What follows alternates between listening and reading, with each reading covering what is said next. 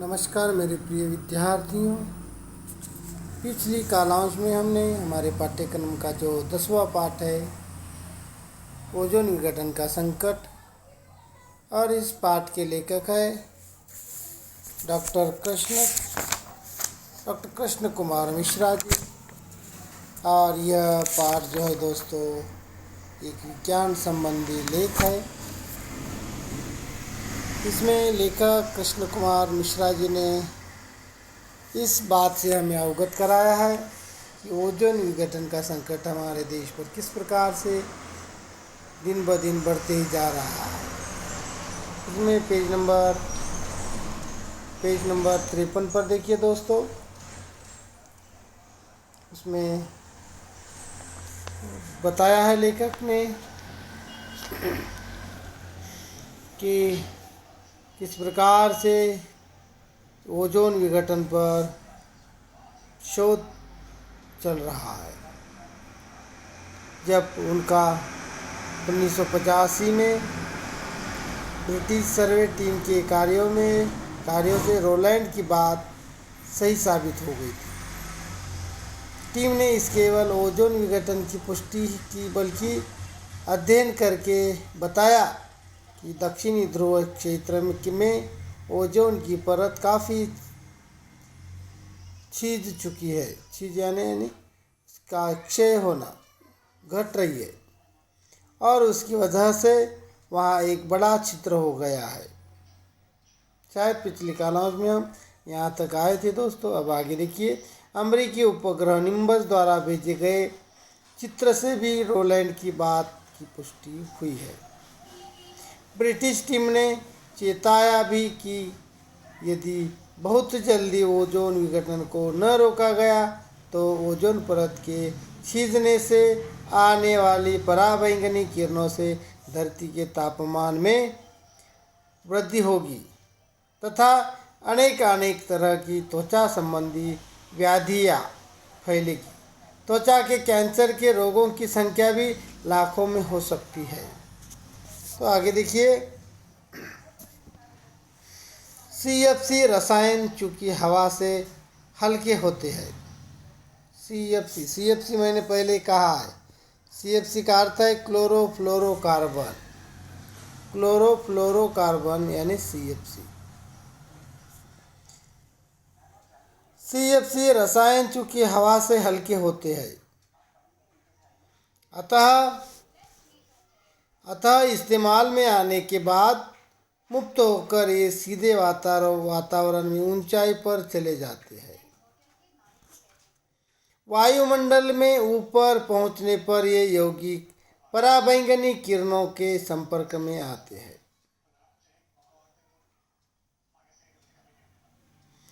जहां इनका प्रकाश अपघटन फोटोलिसिस होता है।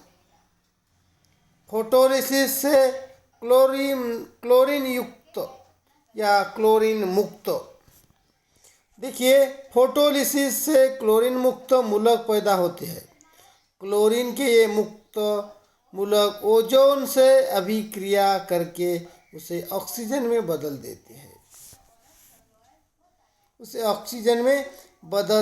हैं। इस तरह ओजोन का ह्रास होने से ओजोन की परत धीरे धीरे छिदती जा रही है। वस्तुतः आज ओजोन छतरी का अस्तित्व ही संकट में पड़ गया है। जिस CFC को हम निष्क्रिय समझते थे वह इतनी सक्रिय है कि उससे निकला एक क्लोरीन मुक्त मूलक ओजोन गैस के 1 लाख अणुओं को तोड़कर ऑक्सीजन में बदल देता है। ऐसा श्रृंखला अभिक्रिया के कारण होता है। यहाँ गौरतलब है कि सन 1974 में पूरी दुनिया में CFC की खपत 9 लाख टन थी। पिछले कई वर्षों के शोध से यह मालूम हुआ कि दक्षिणी ध्रुव के ऊपर मौजूद छिद्र आकार में बदलता जा रहा है, यानी वो छिद्र बढ़ता जा रहा है। हाल के वर्षों में उत्तरी ध्रुव के ऊपर भी ओजोन के विघटन और ओजोन वातावरण में छिद्र पाए जाने की सूचना मिली है, जो बेहद चिंतनीय बात कही जा सकती है। ओजोन संकट पर विचार करने के लिए दुनिया के अनेक देशों की पहली बैठक 1985 में वियन्ना में हुई। देखिए, ये जो ओजोन संकट है, उस ओजोन संकट पर विचार विमर्श करने के लिए दुनिया के अनेक देशों में यह बैठक हुई और वो पहली बैठक रही 1985 में वियन्ना में। बाद में सितंबर 1987 में कनाडा के शहर मॉन्ट्रियल में बैठक हुई, जिसमें दुनिया के 48 देशों ने भाग लिया था। 48 देशों ने दूसरी बैठक में हिस्सा लिया था। इस बैठक में जिस मसौदे को अंतिम रूप दिया उसे मॉन्ट्रियल प्रोटोकॉल कहते हैं। जब ये जो ओजोन संकट पर विचार विमर्श करने के लिए जो दूसरी बैठक 1987 में हुई, वह बैठक कनाडा में हुई और जिसमें 48 देशों ने हिस्सा लिया था। और लगभग इस बैठक में यह मसौदा अंतिम रूप दिया गया जिसे हम मॉन्ट्रियल प्रोटोकॉल कह सकते हैं। इसके तहत यह प्रावधान रखा गया कि सन 1995 तक सभी देश सीएफसी की खपत में 50% की कटौती तथा 1997 तक 85% की कटौती करेंगे। तो देखिए दोस्तों, जो मॉन्ट्रियल प्रोटोकॉल कहा जाता है, जिसे उस मॉन्ट्रियल प्रोटोकॉल के अनुसार यह प्रावधान रखा गया कि सन 1995 तक सभी देश सीएफसी की खपत को 50% में कटौती करें और आगे 1997 तक वही 50% कटौती से 85% तक कटौती बढ़ाएंगे। मसौदे के कई बिंदुओं पर विकसित और विकासशील देशों के बीच मतभेद उभर कर सामने आए, क्योंकि सभी देश एक ही विचार पर सहमत नहीं थे। अलग अलग देशों की अलग अलग राय थी उसमें, तो मतभेद भी उभर कर सामने आए। मुद्दा था गैर सीएफसी प्रौद्योगिकी तथा उसका हस्तांतरण। विकासशील देश चाहते थे कि इस पर आने वाला खर्च धनी देश वहन करे, यानी उठाए।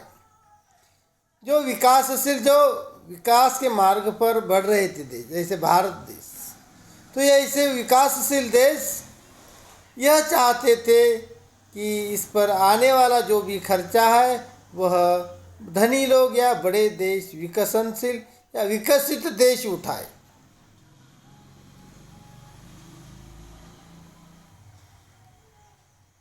क्योंकि ओजोन विघटन के लिए वे ही अधिक जिम्मेदार है। सन 1990 के ताज़ा आंकड़ों के अनुसार पूरी दुनिया में सीएफसी की खपत 12 लाख टन पहुंच गई थी और जिसकी 30% जिम्मे हिस्सेदारी अकेली अमेरिका की थी। देखिए दोस्तों, बिल्कुल सही है। 1990 के ताज़ा आंकड़ों के अनुसार सीएफसी की खपत 12 लाख टन हुई थी, जिसमें 12 लाख टन में 30% जिम्मेदारी अकेले अमेरिका की थी। अकेले ये ओजोन की घटत अकेला 30% अमेरिका के ओर से होता था।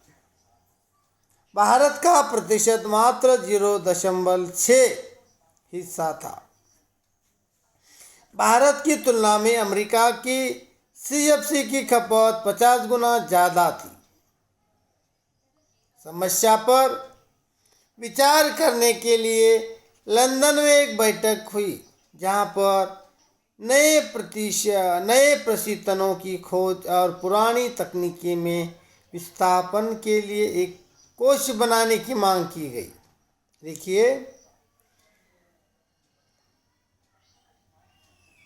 भारत की तुलना में अमेरिका की सीएफसी की खपत 50 गुना ज़्यादा थी।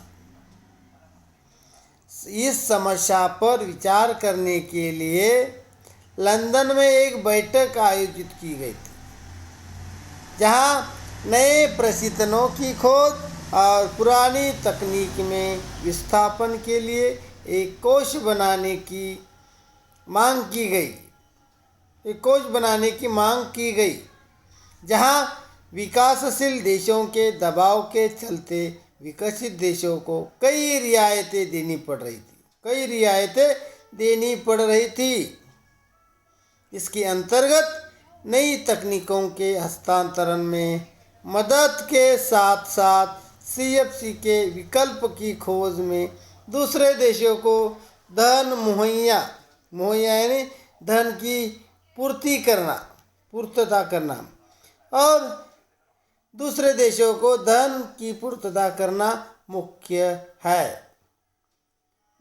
इस समझौते के तहत यह व्यवस्था है कि सन 1910 तक विकासशील देश सीएफसी का इस्तेमाल एकदम से बंद कर दे। इस दौरान विकसित देश नए प्रशीतकों की खोज में विकासशील देशों की आर्थिक मदद भी करेंगे। इस स्थिति की गंभीरता को देखते हुए दुनिया के सभी देशों ने इस बारे में विचार करके समुचित कदम उठाने शुरू कर दिए।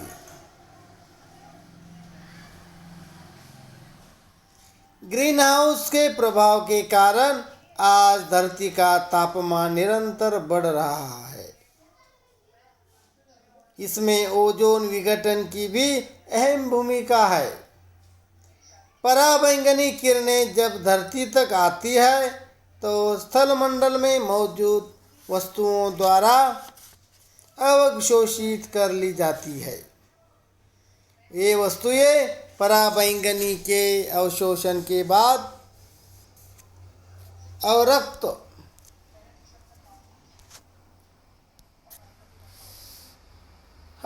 विकिरण उत्सर्जित करती है।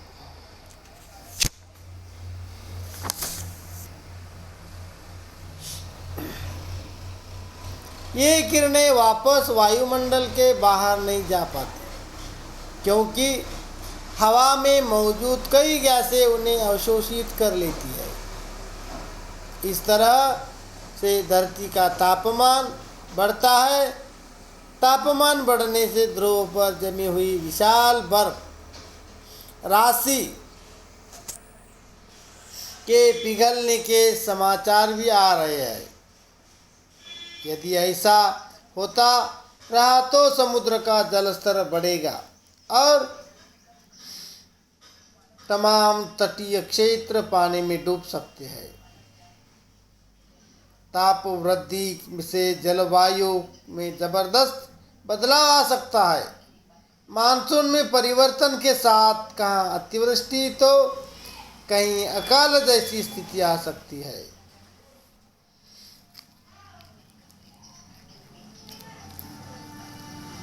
वैसे विगत एक सदी के दौरान भूमंडल में काफ़ी परिवर्तन पाया गया है।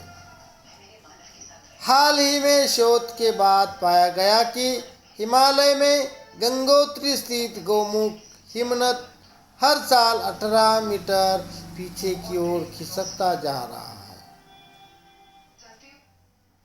अगर यही हाल रहा तो संभव है कि 21वीं सदी के प्रथमार्ध तक यही हिमनद तथा साथ ही हिमालय के दूसरे